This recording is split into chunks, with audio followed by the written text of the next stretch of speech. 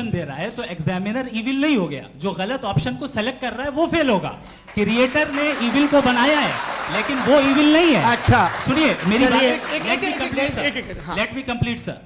Creator ने evil को बनाया है टेस्ट के लिए, वो इविल नहीं है। इविल वो होगा जो उसे इख्तियार करेगा। छुरी को बनाने वाला गलत नहीं होता है, छुरी का गलत इस्तेमाल करने वाला गलत होता है। रेप को कैसे गलत इस्तेमाल करते हैं? रेप इंसान के फ्री विल का नतीजा है।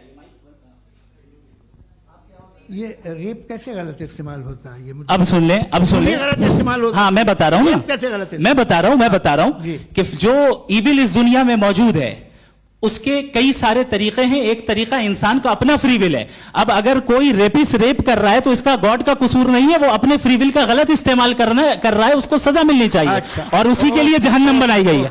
ये फ्री विल का भी बड़ा चक्कर। आप जब कोई बुरा काम करते हैं या कोई बुराई होती है तो ये कहा जाता है कि ये फ्री विल है। 7 billion free wills are moving on this planet. 7 billion free will.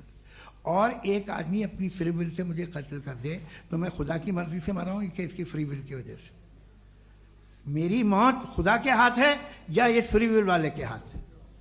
खुदा ने फ्री विल का निजाम बनाया है और उस निजाम का गलत इस्तेमाल करके कोई आपको मार रहा है, इस्तेमाल करके मेरा कत्ल कर देता है। अब मेरी मौत का जिम्मेदार कौन है? वो इंसान जिम्मेदार है। वो इंसान जी। तो ये कहना कि और उसको सजा मिलेगी। तो अब आप आगे चलिए कि ये तय करना कि अल्लाह ही या अल्लाह ने खुदा ही जिंदगी देता है, खुदा ही मौत देता है, ये गलत है। बिल्कुल गलत नहीं है। हाँ, नहीं, निजाम उसी ने बनाया फ्री विल का। निजाम मौत और हयात का उसी ने बनाया। You are contradicting yourself. अभी आपने कहा कि एक आदमी ने फ्री विल से आपको मार दिया, इसमें उसे फ्री विल दी गई थी, उसने गलत इस्तेमाल किया। 7 billion free wills are moving on this planet और आप चाह रहे हैं कि मैं सिर्फ खुदा का ध्यान करूं। ये 7 बिलियन फ्री विल्स को मुझे लुक आफ्टर करना पड़ेगा कि नहीं? ये तो तबाहियां कर रही हैं और तबाहियां ज्यादा हो रही हैं। बिल्कुल। तो अगर आप बताएं अगर खुदा नहीं है फॉर एग्जाम्पल, तो आप इविल को कैसे डिसाइड करेंगे? यानी how can you define evil objectively without God?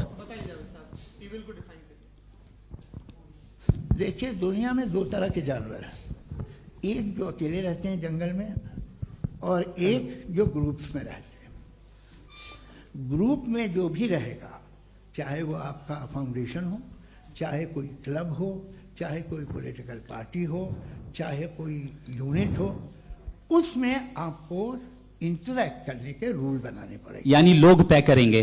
लोग तय करेंगे। अगर लोगों ने ये तय किया कि किसी का रेप करना सही है, आप जस्टिफाई करेंगे? नहीं, आपका फाउंडेशन तो ये हो गया ना कि लोग ही विल डिसाइड करेंगे। नहीं। अरे दुनिया में ऐसे ग्रुप्स हैं जो रेप को जायज मानते हैं सर्टेन हालात में। मैं डिटेल में नहीं जानूंगा, आप भी जानते हैं। ये जो आईसिस वाले थे जिन्होंने क्या किया था, तो उन्होंने क्या किया उसका खुदा से कोई ताल्लुक नहीं है सर। मैंने सिंपल सवाल किया कि इविल को आप डिफाइन करते कैसे हैं? आइए वापस आइए जी।